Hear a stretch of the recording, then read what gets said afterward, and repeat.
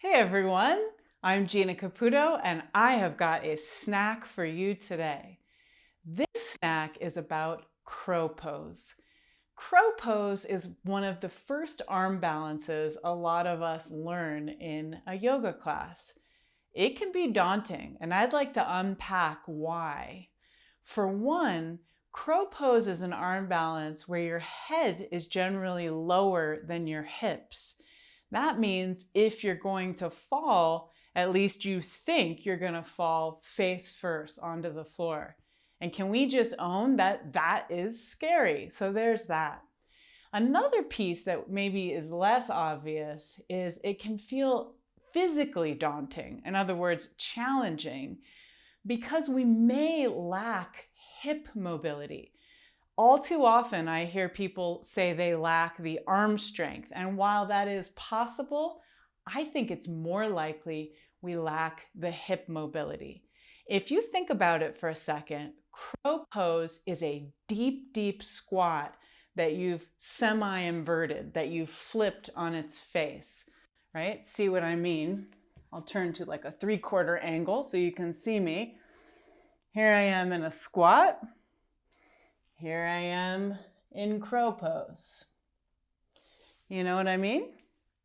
So if this deep of a squat is challenging for your hips today, that tells us one thing we may want to work on is increasing our hip mobility. So there are many ways to do that. What I want to share with you is a way that you can kind of hack your hip mobility a little so that you can give crow pose a try in any class. And meanwhile, you keep working on your hip mobility, maybe outside of class or through more practices. What you'll need for this little hack is a block. Crow is a bird, right? So I like to call this a perch because you're basically going to perch your feet up on this block. So let me show you without the block. Let's say I lack some hip mobility. That means that coming way down like this, you see how my knees are higher than my shoulders even, is going to be difficult. Well, I can't gain that in a day just because I want it. But when I use this block and put it under my feet, I can get my knees up a little higher without having to do all of the hip mobility work. Now, like I said, this is a little hack just so you can play around with it, not a long-term solution to hip mobility. So you hop your feet up onto the block. This is your perch. Knees are wide. They're going to wrap around your arms and you're going to squeeze in for dear life.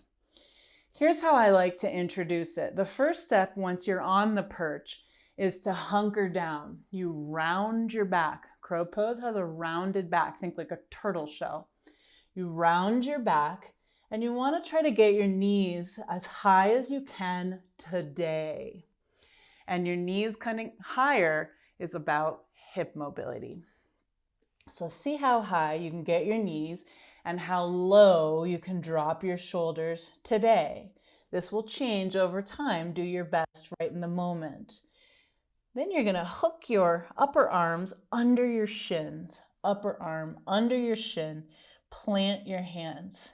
First, do a couple pulsations in crow. Here's what that looks like. Inhale your knees out wide. Exhale, squeeze in and round. I haven't left my perch. Inhale, lower, knees go out. Exhale, squeeze in. And you're starting to shift your weight towards your fingertips. Squeeze in, feels like a little lean. Let's do that one more time. Knees are out wide. Squeeze in and lean.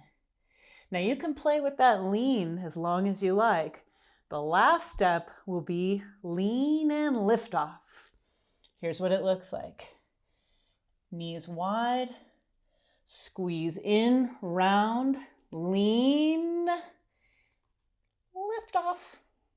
And look at that, you can touch right back down like that.